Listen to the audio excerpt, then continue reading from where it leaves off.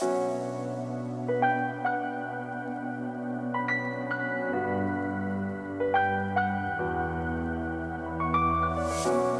everyone, this is Donnie aka Elevated with Dota Alchemy. Thank you so much for tuning in again today. And today's video is going to be actually a little bit of a special one. It is by request.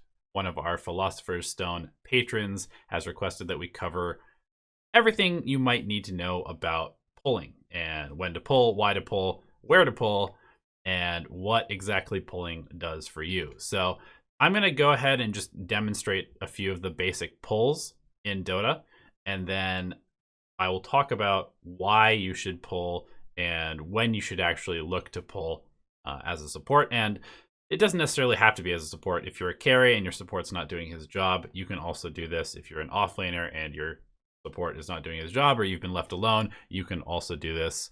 So the first pull that we're going to show here is just a very basic safe lane pull. As a support, you want to do this. Pull the easy camp into the creep wave, get attacked by the creeps, and you can see there that our creeps aggro the neutral creeps the second that their attacks hit me. So if they are ranged creeps like that, you can actually kind of pull the wave even farther, like if you're a little bit late on the pull or a little bit early on the pull, as long as the projectiles hit you at the correct time. The one thing that's kind of important to note about pulling this small camp and then doing a pull through to the hard camp is that you want to do this pull at the minute mark. So creep waves spawn every 30 seconds, and you want to do this small camp pull on the first spawn, because otherwise this camp will not be cleared fast enough and you will end up with an empty small camp, and that is not good in case you need to pull again relatively soon. You can see that we get the pull through here. These creeps are all going to die, and these creeps are, hopefully this range creep actually might get stuck in the book. Hopefully not. Okay, so these creeps are all going to die to our hard camp. We're going to get some experience from this, and this box is going to respawn. Now, if I pulled this at the 45 second, which is sort of the second pull timing, then this box will not respawn, and that means that to do the next pull, I'd have to do exclusively a hard camp pull. So that's just something to keep in mind. If you want to get the most efficiency out of this, you're probably going to want to do this pull through at the first spawn of the minute, and that will allow you to always get the small camp respawning by the time you are ready to pull again for the next minute. The other way that you can do this is you can stack this small camp, and then the small camp will actually usually clear your creep wave. Let's say, for example, that somebody is contesting this, or this camp has been blocked. Your other option is to pull this at the 52 second mark to stack it, and then pull it into the creep wave with the next wave. So we're going to do that now. We're going to stack the small camp. Again, it's pretty much the same path, the way that you would pull it in the creep wave. You just let the creeps go past. Every time that you stack a small camp, you can get a couple of pulls through before the camp is going to die off. Depending on what kind of spawns you get, it might be more or less that you can clear. Now, if this camp has been blocked, or let's say you pulled at the wrong time and the camp has been cleared and it hasn't respawned, and you really, really need to pull because the lane is up here, and your carry can't lane because he's being harassed by some super dangerous hero. On the Radiant side, you can actually pull the hard camp, and that can be done by eating this tree, aggroing these creeps, and then you can either walk through this tree and pull the creeps this way. Obviously, if this creep wave is too close, your creeps will aggro to them, but you can still pull to the hard camp through these trees. Or if there are not creeps here, then you can not eat the second tree, and you can pull it through this little gap that you can normally walk through. So you can eat really any of these trees. I like to eat this big one here and then this one here. But you can also do this pull if you were to eat, let's say, this tree, and you could pull it this way. Let's say you were a little bit later getting to the lane, or maybe there's some reason that you wouldn't want to pull it into your tower. But you can eat this tree and pull it sideways over here. If you want to make this a little easier and you had a quelling blade, you could cut, these two trees to make it a little bit easier for these creeps to pull into the lane. And you can see that they will come all the way into the lane here. And we're actually going to try and use our spells to re-aggro these just so we can demonstrate what this pull looks like. Okay, we got the wave. Creeps are now going to follow them into the hard camp, and this is one way that you can get extra farm as a support. This is obviously a little bit easier for the offlane to contest because it's kind of right there, but this would be a reasonably good pull if the wave was like up here, and then the offlaners don't really have any option to come contest this pull to the hard camp.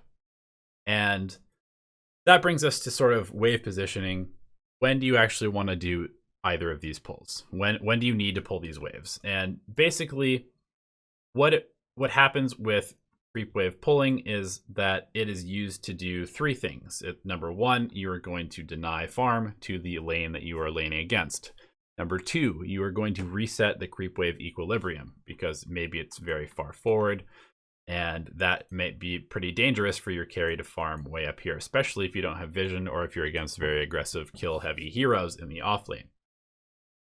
The third thing that creep pulling does is that it gives the support some extra farm and experience while allowing you to be away from where your carry is, so you actually get 1.5 or almost double the farm that you would otherwise in the lane. And that's one of the ways you can win a lane, is especially a hard lane, is you can push the wave out and then you can pull, and then you can get a level advantage by having your support be more farmed than the other support who's spending all of their time just kind of harassing or helping deny or something like that. And in that way you can actually win lanes that otherwise might be really difficult to win. And as far as like the wave positioning, when would you want to pull? Pretty much any time that you can get the pull off, because the creep wave is far enough forward. So even right now, this is far enough forward where I can actually aggro this creep. He'll come and attack me and we'll pull the creep wave. So you can obviously see that like right here, this is more dangerous for your carry than right here. You're more far forward, you're farther away from the tower, there's actually ways to wrap around on the carry. So yeah, pretty much any time that the wave is far enough forward to where your carry has to go past like even this little path right here, feel free to pull. So let's go ahead and take a look at the offlane pull now on the Radiant side. And this is a very, very useful option if you are in a lane either by yourself or you're in a lane where the carry is really, really hard to contest, or maybe you're being tri-laned with only 2 heroes. What you want to do is you want to push out the wave. And once we've done that, this is far enough, but generally speaking, you want to push the wave even farther because you want them to be up here so that they can't contest you when you do this pull. So we're going to go ahead and push the creep wave up. And now we are going to run over here. And about when the creep wave is at your tower, right about now, we're going to attack this creep and we're going to run to our left. This is actually a little bit late, so we might not get it. We do. And you can see that this creep wave is now going to go fight this hard camp. And this creep wave dies to their tower. The safe laner is going to try and get these last hits, but by the time he's gotten those last hits, this creep wave is now being denied by this hard camp. And now you get a free wave of experience under your tower completely for free, and you reset the equilibrium. This wave, if you were to tank this outside of your tower right here, then you would absolutely reset the equilibrium to be in your favor. You could just tank those creeps as they come in right here. The creep wave, this creep wave would meet them right here, and suddenly you would essentially be the safe laner because you would have the farm in a safe place right in front of your tower.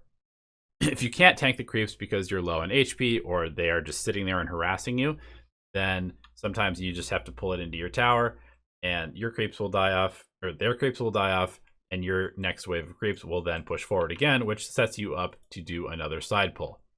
Now, we noticed that our creep wave actually doubled up because it didn't fully die to the hard camp. Sometimes there are some hard camp spawns that won't kill a full creep wave. For example, the whatever they're called, the owls, the owl bears, the wild wings, they will not kill a full creep wave. These guys will kill a full creep wave. However, it's always an option to stack this camp first, as you can see I'm doing right now. This will absolutely 100% of the time kill a full creep wave. So maybe you do want to stack this before you do this pull if you really feel like you need to deny them this wave to win the lane. So you can see we're pulling right as the creep wave gets to our tower. And a little thing right here is you want to make sure that these creeps attack you right when you're next to your creep wave, because sometimes the leash on this camp, and when I say leash, I mean the range at which these creeps will then be summoned back to their spawn box, is a little shorter than you need it to be. Like if you were to just pull this camp and then you were to just run all the way over here, for example, these creeps probably wouldn't aggro your creep wave. At least it wouldn't happen all of the time. It's not 100% reliable if you do it that way. So I like to run to about right here, and then I kind of turn back into the creeps just to make sure that they attack me, which is then going to trigger the aggro response on my creep wave. All right, so here we are. We're going to show the pulls on the Dire side. This is, again, a very basic pull. We're just going to pull the small camp, see the creeps coming into vision, and attack, walk into the creep wave, and we see how it aggros. Now, we talked about on the Radiant side, you generally want to pull the small camp if you're going to do a pull through at the beginning of the minute, because it allows you to pull through, and then this camp will respawn by the time you're ready to pull again. Now you can see that we're getting this camp pulled over. This is definitely a lot harder to do the pull through on Dire side, just because the distance is a lot bigger, and so you have to be a lot more cognizant of the leash range of these creeps. And so these trolls, for example, are a lot easier to do the pull with because they attack you from range, so you can actually aggro from farther away. So it may sometimes come down to what creeps you end up spawning. And so that is just one disadvantage of playing on the Dire side of the map. So unlike the Radiant side, there is no way to pull this hard camp directly into your wave under tower. This is a much shorter distance, so the creeps can actually aggro this wave. These ones I tried cutting these trees, which is the shortest path you can get. It's just not going to happen. However, what you can do on the Dire side is you can employ the strategy of pushing out the wave, which is what we're going to do here, and then pull this side camp. Again, however, it's a little bit more difficult to do on the Dire side because of the distance between here and the lane. The best place to do it, honestly, is to pull it directly over here as if you were the Radiant offlaner. This is the most reliable pull. If we attack now, creeps are running over. See that we're going to get attacked here, but you can see that the Radiant creeps are already meeting here. So you really have to force their wave under the tower. And even then, it's pretty difficult because the tower is obviously killing your creeps a lot faster than your creeps are killing their creeps, and thus the wave from the Radiant side is generally going to be pushing here at all times. Now, one thing you can do is if we pull this creep wave, we can actually walk through these trees and aggro the creeps this way.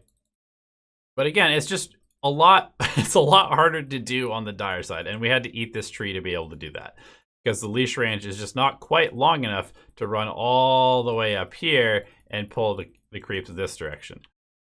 So just to demonstrate the leash range, you can see that we're not able to pull this in this much easier way. We actually have to go through these trees to get the pull off, and that requires this wave to be fully under the Radiant tower.